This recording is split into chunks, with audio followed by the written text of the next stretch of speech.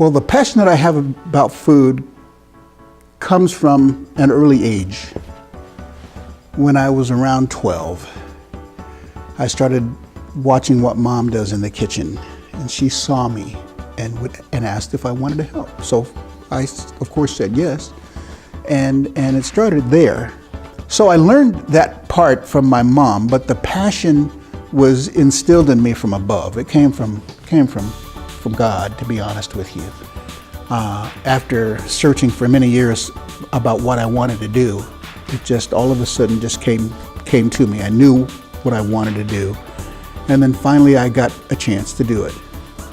You know, in my opinion, my profession is the most important on the planet, and here's why. I must wash my hands with the skill of a surgeon. I must address each food product with the integrity that it was meant to have, and create a dish that will be liked by my audience or by my clientele, if you will, and I can get an immediate response.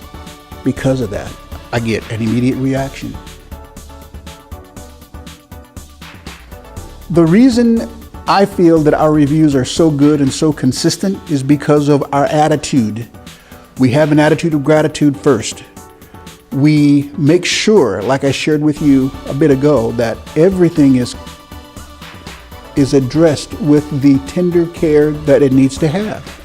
And no meal goes out without my approval. No meal. I'll share this with you. Before we prepare a meal, and a lot of my clients aren't Christians. Doesn't matter to me what they are. They're human beings. They're God's creation still.